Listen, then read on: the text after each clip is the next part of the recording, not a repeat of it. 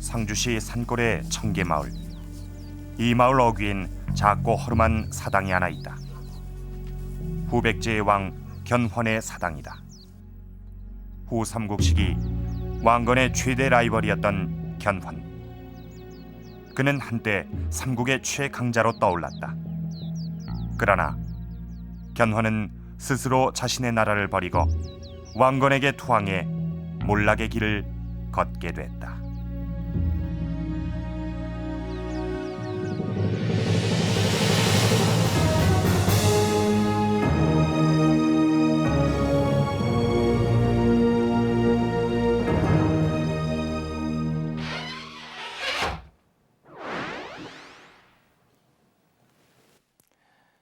후백제 대왕 신위.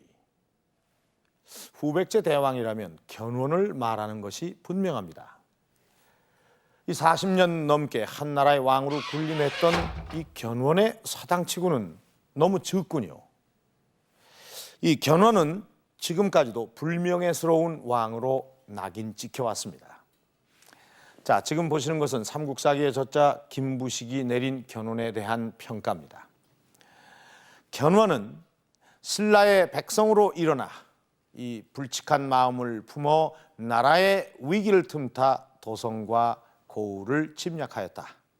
임금과 신하를 살육하였으니 실로 천하의 원흉이었다. 마침내 제 자식으로부터 화를 입었으니 이는 모두 자업자득이었다. 이 김부식은 견훤의 나라 후백제를 이 신라가 혼란을 한 틈을 타서 일어난 도적대의 무리로 보고 있습니다. 그러다가 견훤이 아들에게 배신당해 스스로 멸망을 하게 됐다는 것인데 아주 대단한 악평인데요. 이러한 견훤에 대한 평가는 지금까지도 일반적인 평가로 이어져 왔습니다. 그러다가 최근에 학계에서 이 견훤의 후백제에 대한 새로운 해석이 나오고 있습니다. 견훤이 지금까지 너무 평가절하되어 있었다는 것이죠. 과연 견훤의 후백제는 어떤 나라였으며 견훤이 이 멸망한 진짜 이유는 과연 무엇이었을까요? 불행하게도 이 견훤의 나라 후백제에 대한 그 어떤 기록이나 유물이나 유적도 거의 남아있지는 않습니다. 그러다가 최근에 이 후백제 수도였던 전주에서 견훤과 관련된 거대한 유적이 발굴이 됐습니다.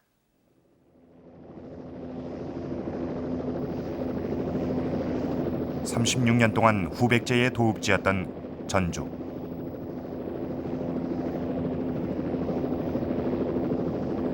지난 92년 전주시 동남쪽의 동고산성에서 대규모 유적지가 발굴됐다. 취재팀은 당시 발굴을 주도했던 전영래 교수와 함께 동고산성을 찾았다. 산성의 정상에 오르자 반듯하게 닦여진 넓은 평지가 나타났다. 가로 세로 일정한 간격에 따라 230여 개의 초석이 놓여 있는 건물지다. 이것은 조금 넓어가지고 3.3m가 됩니다. 이것은 초석의 전체 둘레로 이곳에 있던 건물의 크기를 추정했다. 건평이 약 400평이 이르는 건물이었다.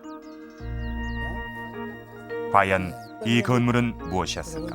토기편도 많이 나왔어요. 여기 초석들과 함께 당시 건물에 사용됐던 당화인 안막새와 수막새가 발견됐다. 당화는 장식용으로 사용되는 기와다. 기와 양식으로 만들어진 시기를 추정했다.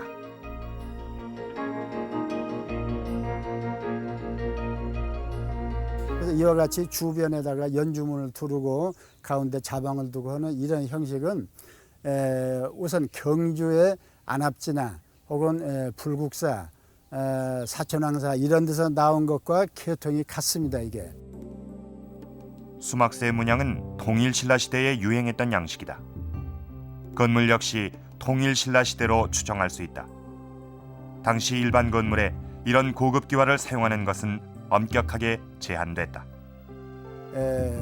왕궁이나 가람 아니면은 예배 대상이 4배 이상 하는 그런 대상의 건축물이 아니면 쓰지 않았다는 얘기가 됩니다. 그러니까 견훤왕이 자기가 왕으로 자처하면서 이와 같은 그 당화를 여기다가 당당히 사용했고, 수막새 한가운데 새겨진 전주성. 이것은 건물의 이름이다. 전주성이라 불렸던 이 건물은 900년 전주에서 후백제를 세운 견훤의 왕궁이었다.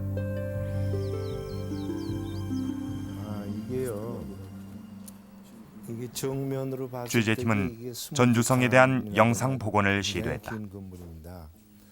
그리고 이렇게 오랫동안 고건물 건축을 연구해온 장경호 박사가 건물. 자문으로 참여했다. 이제 22칸의 이제 긴 건물인데 그 성곽 그 둘레나 발굴 당시 도면을 근거로 전주성의 1100년 전 모습을 하나하나 영상 복원했다.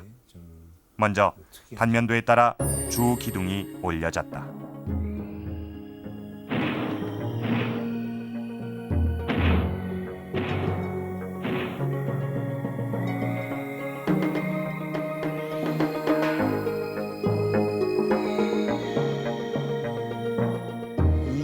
왕궁에서 사용되는 건축 양식인 마루가 올려지고 그 위로 벽과 화려한 기와가 얹어졌다.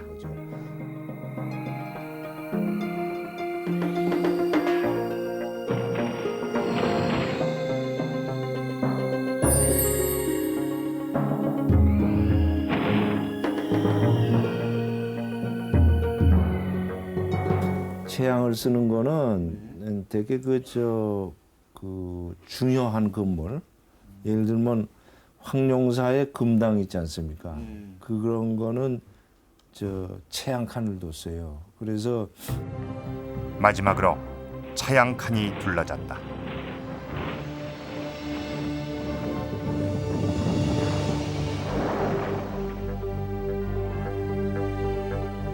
드디어 견훤의 궁이 그 위용을 드러냈다. 이게 정면 22칸짜리가 현존하는 우리나라 목조 건축에 없습니다. 그렇게 제일 이게 큰 거죠. 그리고 지금 면적으로 봐도 건정전, 그러니까 경복궁의 정전보다 약 2배 정도가 되고, 황룡사가 금당이 한 500평 정도의 기단을 가지고 있는 거 봐서는 그 건평이 약 400평 되지 않나 그렇게 생각이 되는데, 이 건물도 지금 400평 조금 못 미치는 그런 정도의 건물이거든요. 그러니까 굉장히 크다고 볼 수 있죠. 뭐 이 근처도 있고 또 있어요. 요 위에도 있고. 하나의 왕궁을 이렇게 충분히 그런 그 기능별의 건축물이 이렇게 배치되어 산능선을 따라 10여 개의 건물지가 더 발굴됐다. 이 건물들은 창고, 전각, 막사 등 제각기 다른 용도로 사용됐고, 동고산성 전체가 하나의 거대한 요새를 이루고 있었다.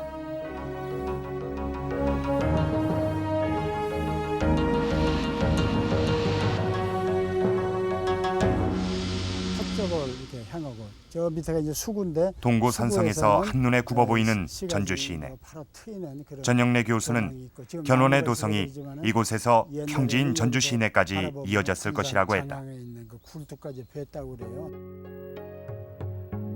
평지성은 기록에도 나타난다.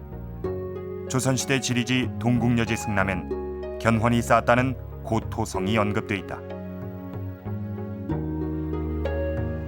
이 평지성은 실존했던 것일까?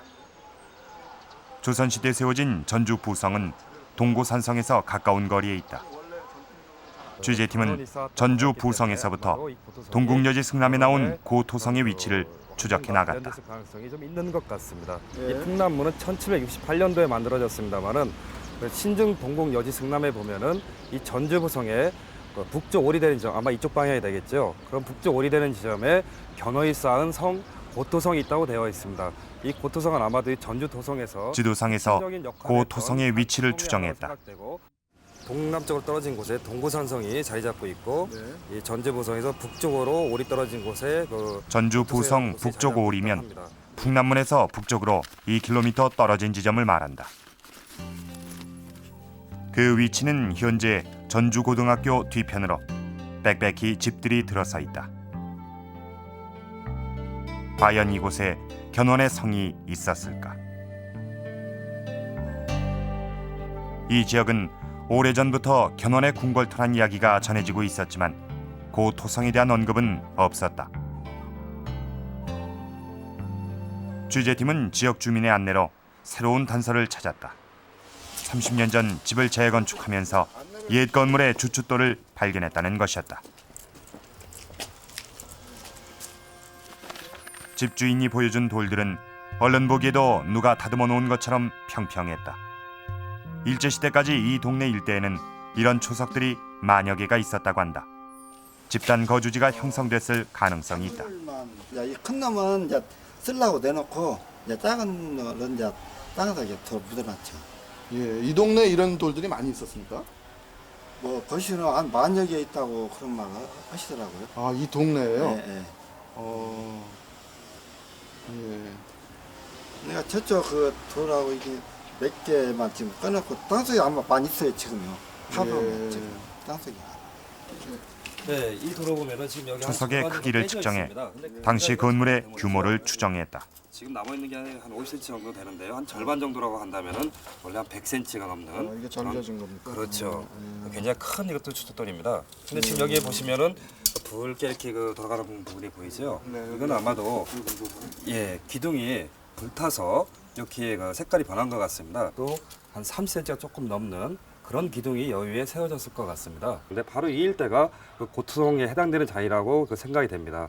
그러면 그 고토성은 바로 견훤이 만들었다고 되어 있기 때문에 이런 큰 주춧돌과 그 만여 개 정도의 그런 그 주춧돌이 있었던 걸 참 생각해 본다면은 여기에 견훤의 그 궁궐과 관련된 그러한 그 건물이 있었다고 보아도 좋을 수 있고, 또 주변에는 그와 관련된 그 시가지와 관청 그런 건물들이 쭉 그 일대 저평한 지대에 이렇게 흩어져 있었다고 생각이 됩니다.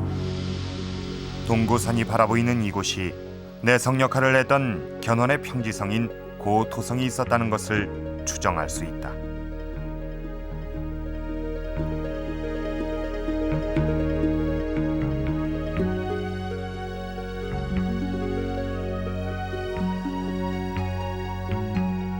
고토성은 4km 떨어진 동고산성까지 이어져 있고 그 사이사이로 시가지가 형성됐던 것이다. 도성을 둘러싼 산성으로 전시에도 훌륭한 방어 체계를 갖췄던 전주. 이곳에서 후백제는 강력한 국가로 성장하고 있었다.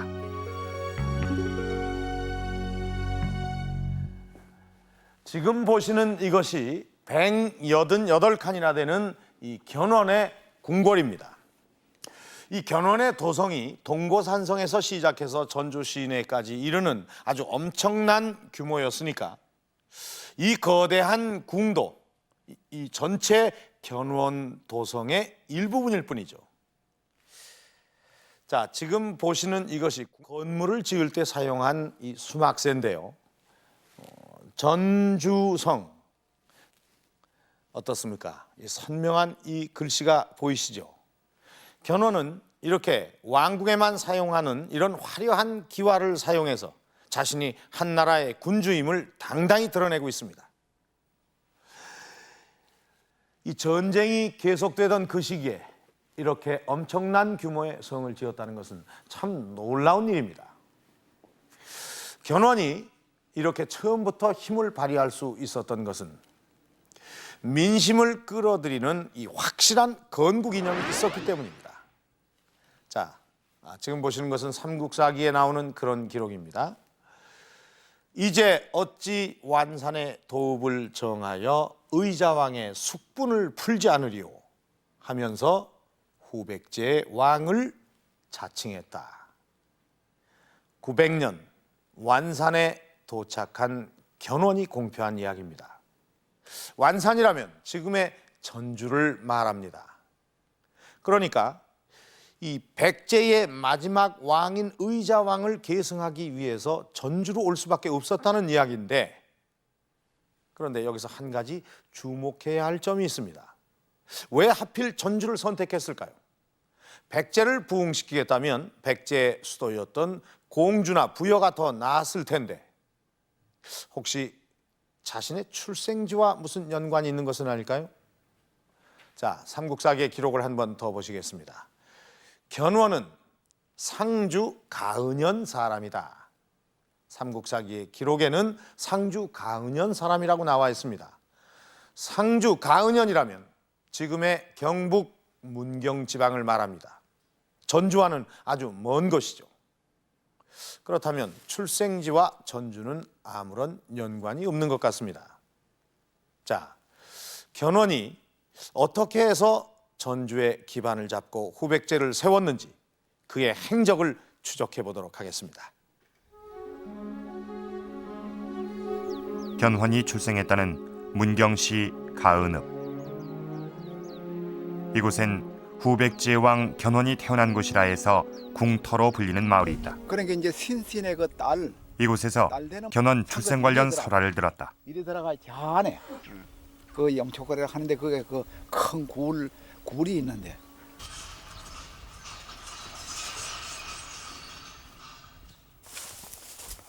이 마을 처녀가 밤마다 찾아오는 총각과 동침을 했는데 그 총각을 이상히 여겨 옷자락에 바늘을 꽂아 몰래 따라가 보니 그 총각이 지렁이였고 이때 낳은 아이가 견훤이란 이야기다. 이 출생 설화에서 지렁이가 있었다는 금하굴은 아직도 마을에 남아 있었다. 이 지역 주민들은 이곳이 견훤의 탄생과 관련이 있다고 굳게 믿고 있습니다. 견훤 출생 이후에 이 굴에서 항상 그 아름다운 풍악 소리가 흘러나왔다고 그래요. 그래 그 이후에 그 풍악 소리 난다는 소리를 듣고 여러 지역에서 이 소리를 들으려고 많은 사람들이 이제 찾아왔다고 그럽니다. 너무나 많은 사람들이 찾아오다 보니까 이 동네 주민들이 그 사람들을 실정을 내게 된 거예요. 그래서 여기에 돌을 집어넣고 굴을 메꿔버린 거죠. 그 이후로 풍악 소리가 그쳤다 그래요. 저기 보시는 저 바위가 이 지역에서 말바위라고 부르고 이 동네 이름도 역시 말바위라고 부르는 곳입니다. 궁길이에서 멀지 않은 개천가. 이곳에 있는 암벽도 견훤이 용말을 얻어 훈련시켰다는 설화에서 말바위라는 이름이 붙여졌다.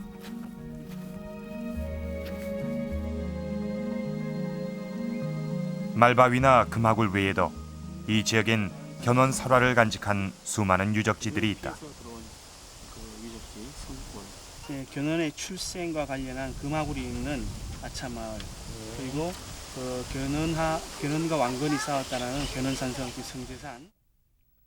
유적들은 견훤의 출생을 증명해주고 있다. 갖가지 유적들로 미뤄봐가지고 이 견훤의 출생지가 이곳이 아닌가 이 지역 주민들은 이제 믿고 있는 거죠. 왜 견훤은 태어나고 유년 시절을 보낸 고향을 떠나 후백제를 세웠을까? 취재팀은 견훤에 대한 새로운 기록을 발견했다.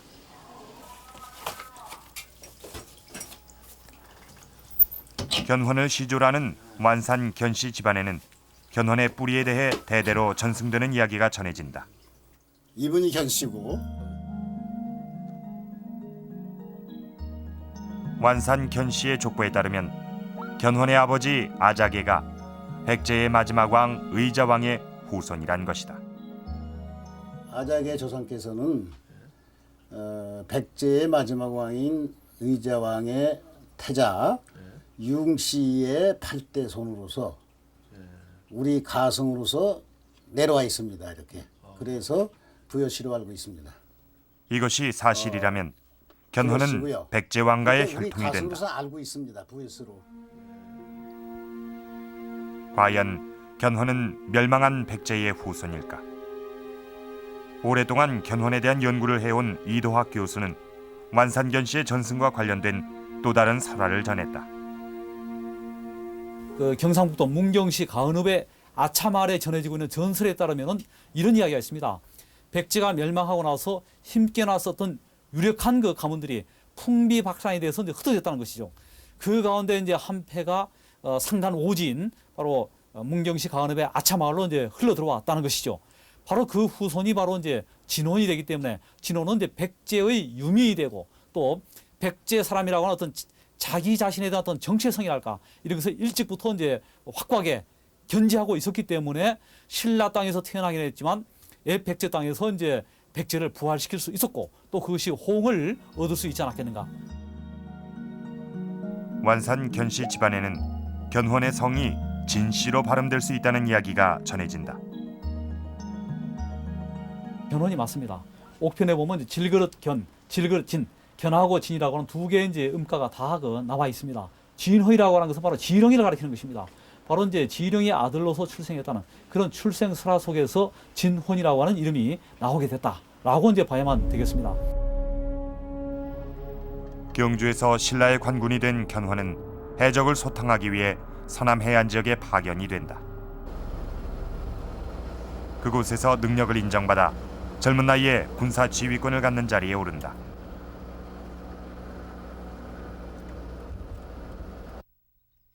순천에 있는 김총 사당. 이곳엔 통일신라 말기에 순천의 대호족이었던 김총의 위패가 모셔져 있다. 지금도 순천의 성왕신으로 받들어지고 있는 김총은 견훤의 초기 세력이었다. 이 김총이 순천의 호족 세력이면서 견훤을 도와서 세력을 이루었는데 박영기도 함께 힘을 모아주고 순천 지방이 견훤의 초기 세력을 이루는데 바탕이 됐을 것이다 이렇게 추정을 할 수가 있습니다. 후에 왕의 경호실장격인 인가별감을 지내는 김총과 사위인 박영규를 중심으로 견훤은 순천에서 독자적인 힘을 키워나갔다. 892년 견훤은 순천 호족의 지지를 받아 광주에서 군사를 일으켰다. 한 달 동안 따르는 무리가 5천이 넘을 정도로 당시 광주 주변 호족들의 전폭적인 지지를 받았다. 이때 견훤의 나이 25살이었다. 견훤은 광주에서 거병을 했을 때 대외적으로는 자신을 신라의 관리로 알렸다. 전주, 무주, 공주를 관할하는 전주관리라고 한 것이다. 이것은 처음부터 견훤이 전주 중심의 나라를 계획했다는 것을 뜻한다. 이제 전주로 이제 천도를 하게 된 것은 이제 백제의 그 중심 거점을 북상을 시켜가지고 한반도 전체를 지배하겠다라고 하는 이제 의지의 표출이라고 이제 볼 수 있겠습니다. 처음 계획대로 견훤은 전주로 천도해 백제를 부활시켰다.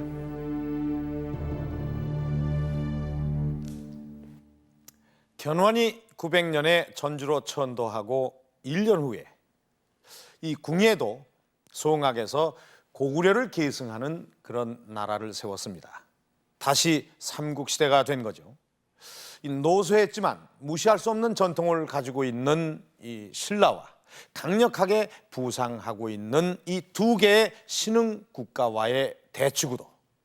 이런 상황에서 견훤은 발빠르게 외교에 눈을 돌렸습니다. 900년도 되기 전에 이미 5월에 이 사신을 파견해서 계속해서 친밀한 관계를 유지했고 또 그 후에도 후당과도 외교 관계를 맺었고 또 거란과 일본에도 사신을 파견했습니다.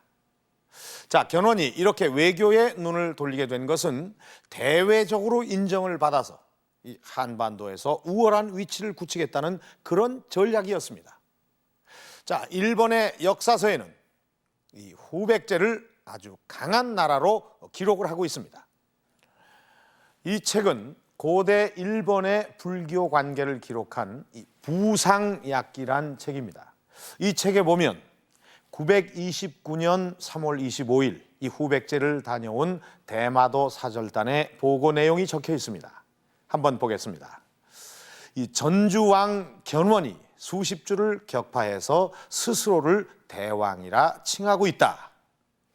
자, 이 대목은 견훤이 수많은 전쟁을 승리로 이끌어서 스스로 대왕이라고 부를 만큼 아주 강성해져 있다는 것을 보여주고 있습니다. 자, 이 후백제는 과연 얼마나 강한 나라였을까요? 최근에 이 후백제의 힘을 보여줄 수 있는 또 다른 유물이 발굴이 됐습니다. 전라북도 남원의 실상사. 실상사는 통일 신라 말 홍척 국사가 세웠으며 신라의 골품제도에 반기를 든 혁명적인 성격인 선종의 대표적인 사찰 중 하나다.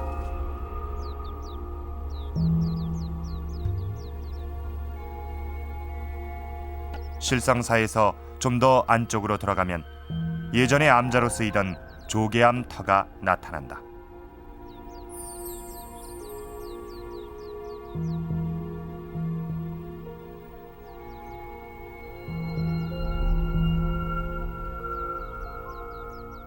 이곳 부도에서 특별한 글귀가 발견됐다. 정계 10년 경호. 정계 10년은 경호년이란 뜻이다. 10년 앞에 정계는 연호로 추정된다. 부도는 언제 만들어진 것일까? 먼저 부도의 주인을 확인했다. 실상사를 세운 홍척국사의 제자 편운 화상의 부도였다. 또 홍척 스님의 제자들이 많이 있었습니다마는 그 중에 편운 스님이라는 분이 계셨는데 이분이 이곳 실상사 조계암터에서 홍척 스님의 불법을 잊고 또 많은 사람들을 교화를 했다고 합니다. 그래서 이곳에서 열반하시게 되고 이곳에 바로 편운 스님의 부도탑을 세우게 된 것입니다. 홍척의 활동 연대는 9세기. 그렇다면 편운이 열반한 시기는 9세기 말 이후로 추정할 수 있다. 경호년은 60년 만에 한 번씩 돌아온다.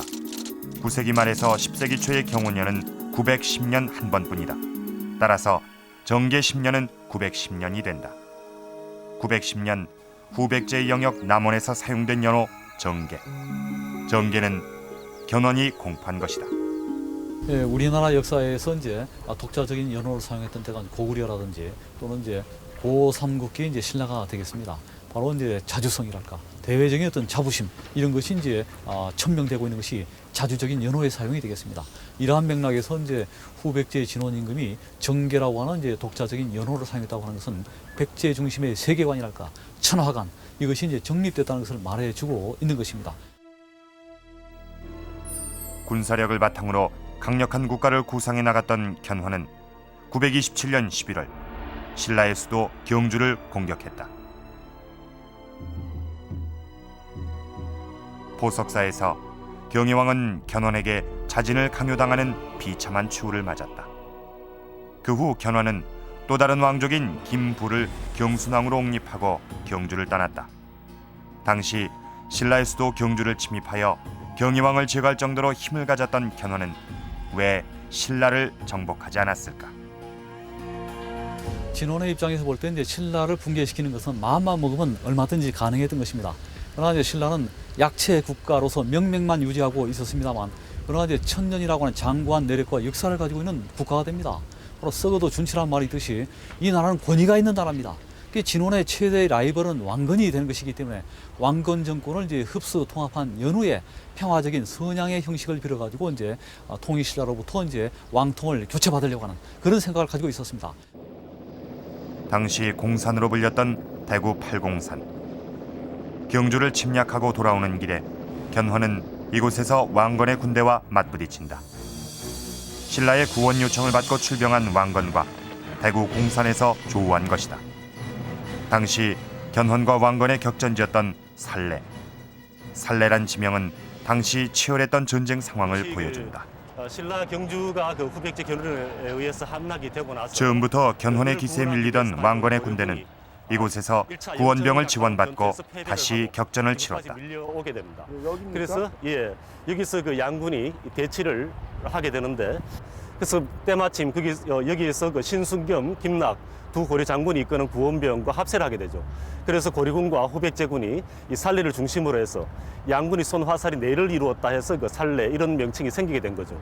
그래서 여기서 일시 원기를 회복해가지고 고려군이 다시 후백제군을 밀어붙이게 되는 거죠.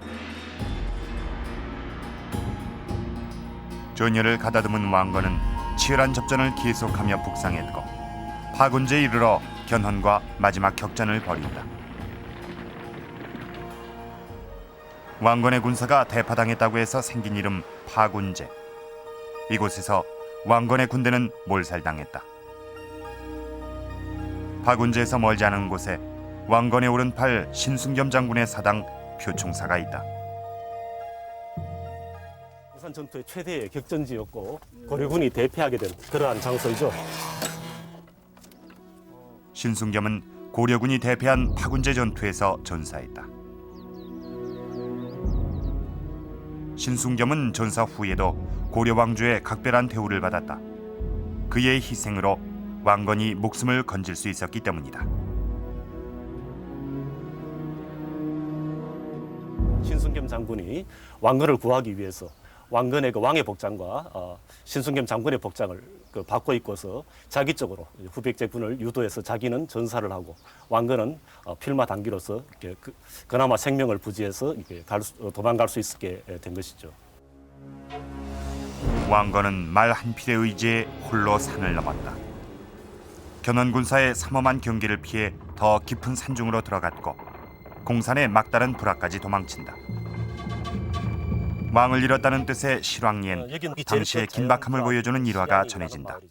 여기입니까? 이쪽이? 예, 그렇습니다. 나무꾼이 나무를 하기 위해서 산으로 올라가다가 웬 사람이 지쳐서 허기진 상태에서 쓰러져 있는데 준비해온 그 주먹밥을 주고서 나무를 하고 내려와 보니까 그 사람이 없어졌더라. 근데 나중에 알고 보니 그 사람이 바로 왕이었더라. 그런 왕건입니까? 예, 왕건을 지칭하는 거죠. 여기 넘어가 안심입니까? 그렇죠. 왕건은 야방을 틈타 실왕리에서 봉우리를 하나 넘어 안심까지 갔다.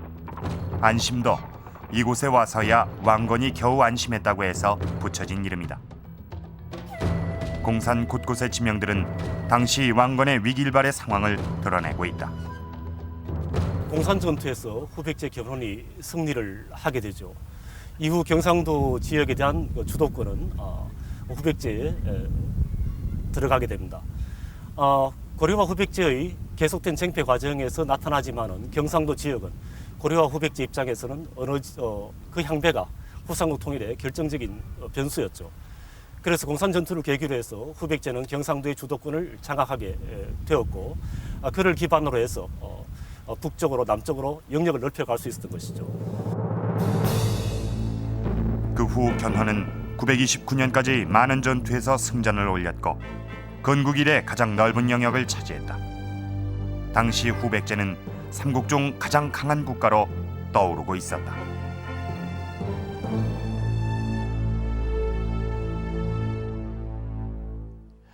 이 당시에는 이 한반도 남부 지역의 대부분이 보시는 것처럼 견훤의 영역에 있었습니다. 이 견훤의 기세를 짐작하게 해주는 글이 하나 있습니다. 공산성 전투에서 승리한 견훤이 왕건에게 보낸 편지입니다. 이달에는 당신이 아끼는 부하 김락이 미리사 앞에서 처참하게 전사했고 우리 손에 죽고 잡힌 자가 많았다. 이미 승패는 알만한 일이다.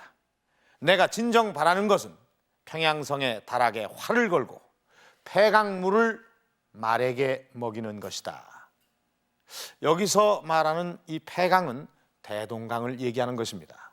그러니까 평양성 다락에 활을 걸고 폐강의 물을 말에게 먹이겠다는 것은 평양성과 대동강까지 차지해서 삼국을 통일하겠다는 그런 뜻을 보인 것입니다. 어떻습니까? 이 하늘을 찌를 것 같은 이 견훤의 기세가 느껴지지 않습니까? 자, 이렇게 이 930년 초까지 번성하던 이 견훤에게 뜻밖의 상황이 벌어지게 됩니다. 이 지도를 한번 보시죠. 934년 1월에 이 삼국의 세력 분포도입니다. 4년 정도밖에 되지 않았는데 이 견훤과 왕건의 전세가 뒤바뀌어져 있습니다. 도대체 왜 이런 변화가 생기게 된 것일까요? 고창으로 불리던 경상북도 안동의 병산과 석산이 맞닿은 지역. 930년 있었던 왕건과 견훤의 치열한 격전이 있었던 장소다. 팽팽한 접전이 계속되던 어느 날 갑자기 전세가 바뀌어 견훤이 8,000명의 군사를 잃고 대패를 한다. 변수가 생긴 것이다. 전투가 오래 계속되었습니다. 이 전투가 계속되는 가운데 있어서도 안동 지방을 지키고 있던 세 호족 되겠습니다. 세 호족들이 왕건편에 가담이 되어서 이 지방 지리를 잘 알게 되는데 여기서 전투가 벌어져서 아마 오후 해질녘에 가가지고서 견흥 군사가 패해가지고서 아마 서쪽으로 가게 되었습니다. 안동 시내 중심에 위치한 삼태사묘. 안동 고창 전투에서 왕건을 승리로 이끈 세 호족의 비석과 위패가 모셔져 있다. 김선평, 장길, 관행장군이다.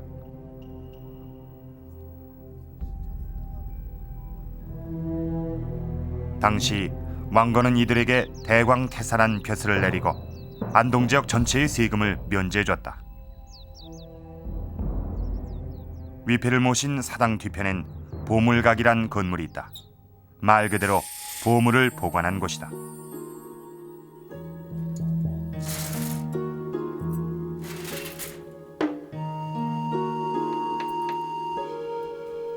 이곳에 있는 22점의 보물은 모두 현재 보물 451호로 지정돼 있다.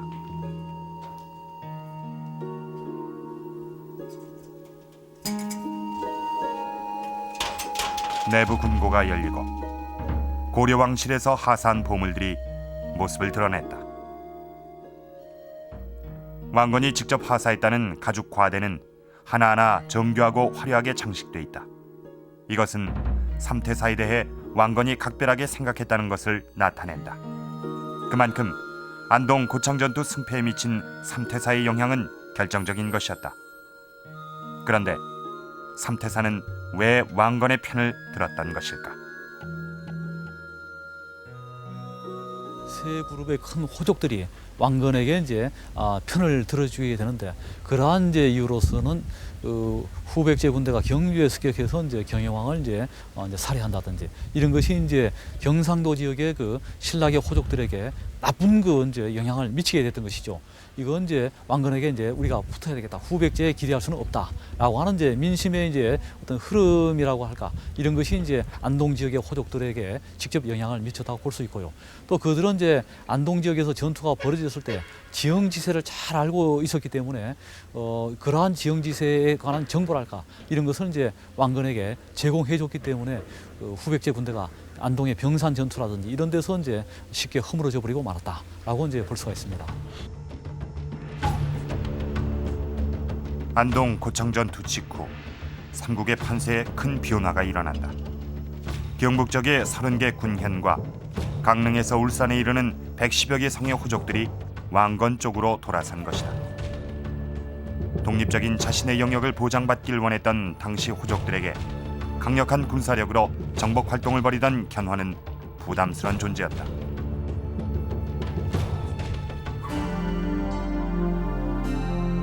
(932년) 견훤에게 결정적인 비수를 꽂는 사건이 일어난다.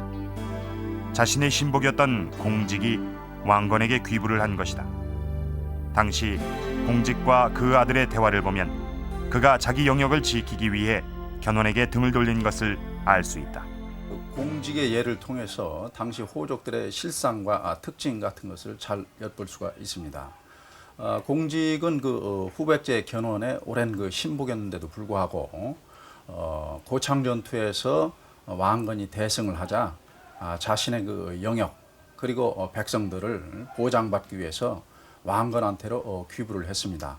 바로 그 이러한 점이 당시 호족들의 그 독자성 같은 것을 엿볼 수 있는 것이고, 이해관계에 따라서 향배를 달리할 수 있다 하는 그 호족들의 그 특성을 잘 알아볼 수가 있습니다. 공직의 귀부로 인해 오랫동안 후백제 세력이 있었던 호족들이 하나둘 동요하기 시작한다. 934년엔 충남 지역의 30여 개 성이 왕건에게 귀부한다. 점점 쇠락의 길로 접어든 견훤. 그의 나이도 이제 이른을 바라보고 있었다.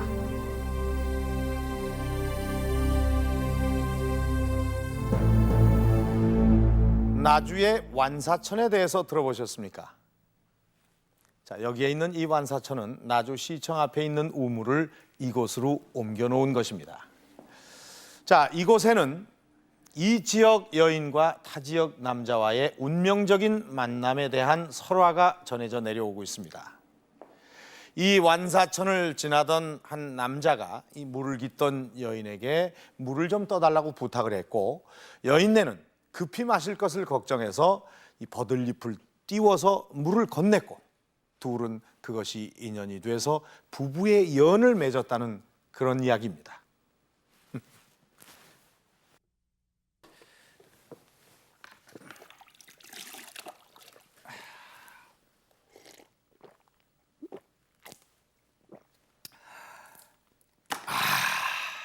참 시원합니다.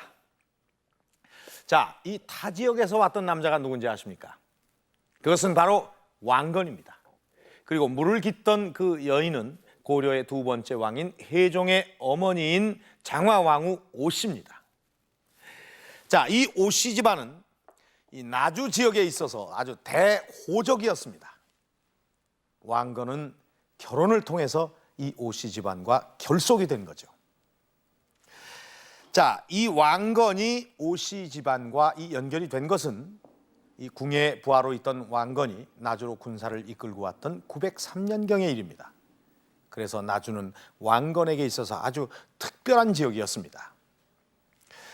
자, 지금 보시는 이 지도는 936년 후백제가 멸망하기 직전의 그런 지도입니다. 지금 여기에 보면 후백제 영역에 있던 그런 지역이 이 고려의 영역으로 표시되어 있는 지역이 있습니다. 그것은 바로 이 나주 지역입니다. 지금의 나주와는 좀 다릅니다. 이 나주 지역은 단 6년간을 빼놓고선 계속해서 왕건의 차지였습니다. 그러니까 바로 등 뒤에서 견훤을 위협했던 왕건의 세력이었던 거죠. 그래서 왕건은 이런 나주를 아주 소중하게 생각을 했습니다. 자, 고려사의 한 대목을 보도록 하겠습니다.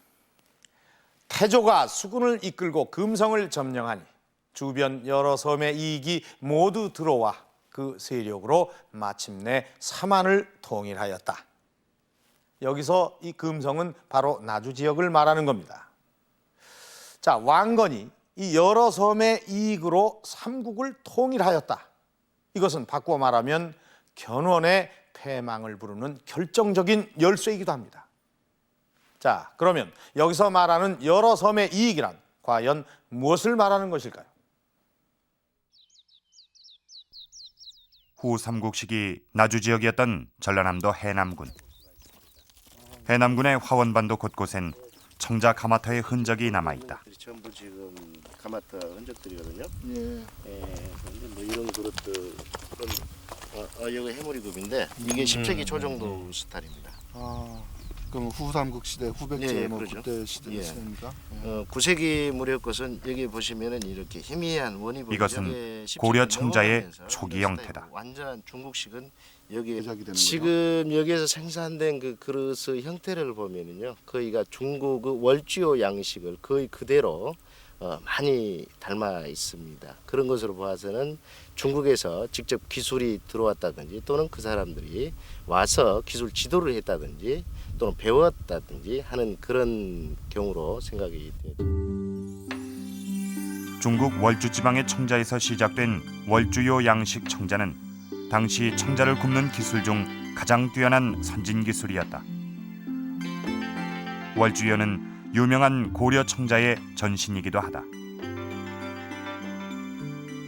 멀리 중국의 최첨단 청자 기술이 어떻게 이곳에 전해져 대규모 생산지를 이뤘을까?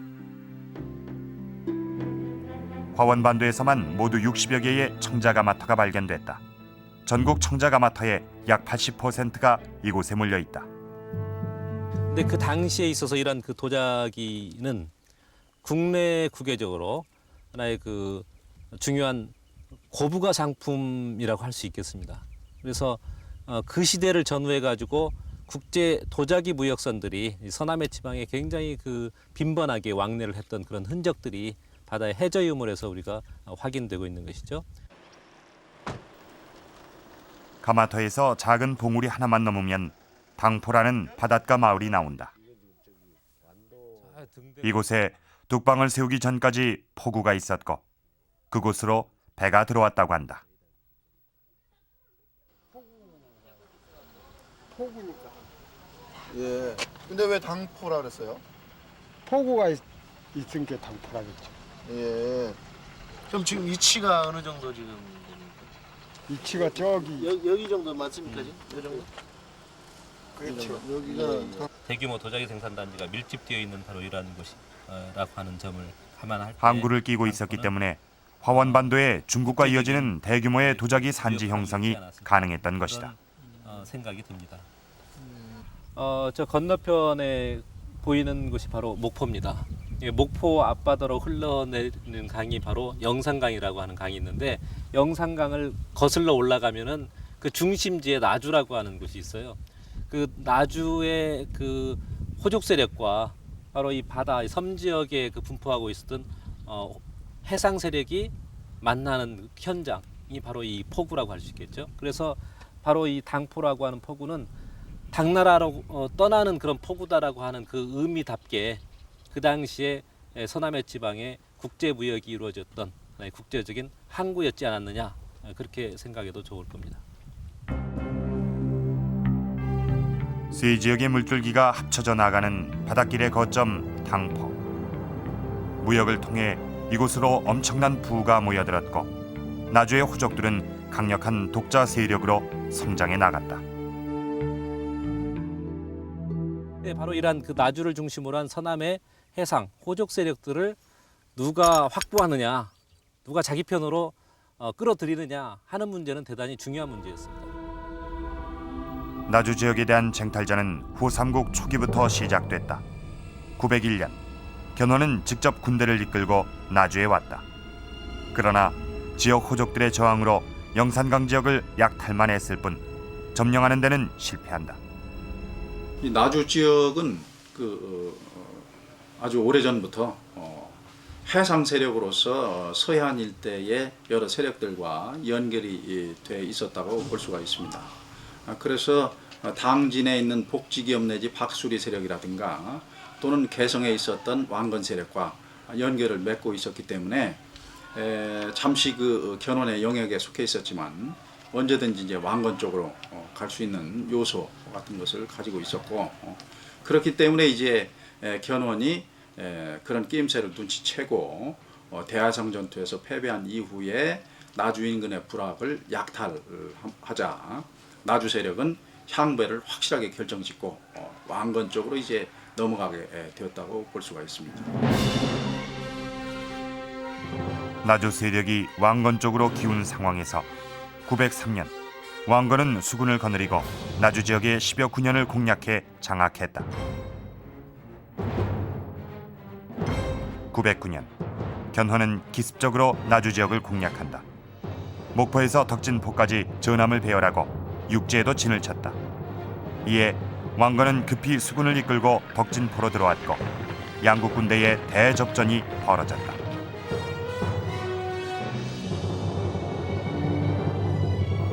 덕진포에서 나주로 올라가는 길에 위치한 파군교. 이곳에서 견훤은 왕건에게 돌이킬 수 없는 패배를 당했다. 당시 왕건은 바람을 이용해 견훤의 군함을 불살라버리는 화공책으로 군사적 열세를 뒤집어 버렸다. 이것으로 나주를 둘러싸고 오랫동안 벌어졌던 양국의 쟁탈전이 일단락됐다. 덕진 대전에서 견훤이 패배함으로써 나주를 중심으로 한 서남해 지방을 완전히 상실하게 된 것이죠.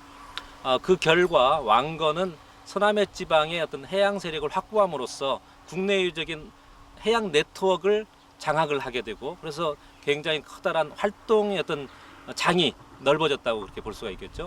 반면에 견훤의 경우는 이런 해상 네트워크의 그 결절점이죠.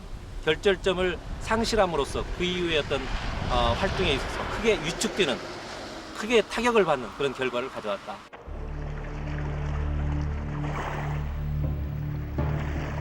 초기의 후백제는 군사력이나 경제적인 면에서 고려를 압도하고 있었다. 그러나 견훤은 나주 지역을 왕건에게 뺏김으로써 처음부터 삼국 통일에 치명적인 약점을 안고 있었다. 나주는 후백제의 바로 뒤에서 견훤을 무너뜨리고 있었다.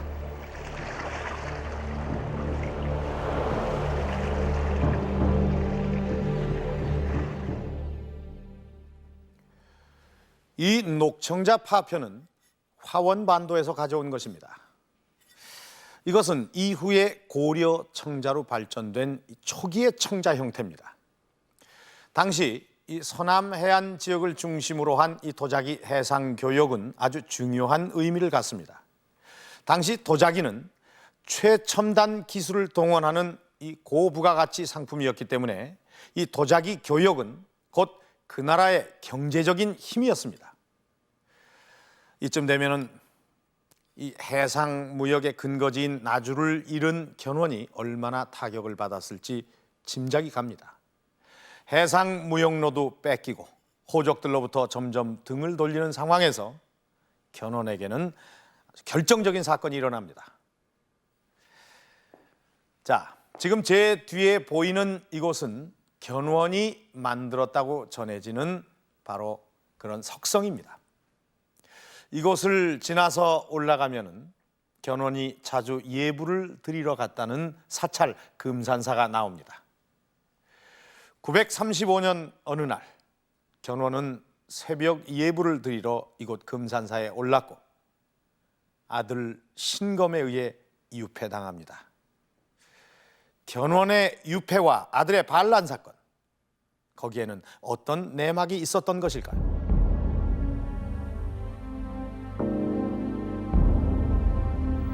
전라북도 김제의 금산사. 첫째 왕자 신검을 중심으로 반란을 일으킨 세력은 견훤을 이곳에 유폐시키고 넷째 아들 금강을 살해한다. 금강은 견훤이 자신의 왕위를 물려주려고 했던 왕자였다. 신검의 반란은 왜 일어난 것일까? 신검과 견훤 개인 간의 어떤 그 다툼이라든가 대립이라기보다는 그 신검파 그리고 견훤 내지 금강파의 대립이다 이렇게 볼 수가 있는데 운주전투에서 패배한 그 견훤은 이제는 그 대세가 기울었다 해서 이제 그 왕건 쪽으로 우리가 귀부를 하거나 아니면은 어떤 그 평화적인 해결을 주장했다 이렇게 볼 수가 있고 물론 금강을 둘러싼 세력도 여기에 찬동했을 것이라고 생각을 합니다. 그러나 신검, 양검을 비롯한 이러한 그 세력들은 끝까지 항거하면서 우리가 그 대세를 결정하자 하는 그런 쪽의 입장이 있었기 때문에 이런 입장이 서로 대립할 수밖에 없는 그런 그 상황이 되었고 후백제 말기에 견훤과 신검 형제 사이에 정치적 갈등이 있었던 것은 기록에도 나타난다. 이것은 견훤과 아들 간의 갈등이라기보단 그들을 둘러싼 세력 간의 노선 갈등으로 볼 수 있다.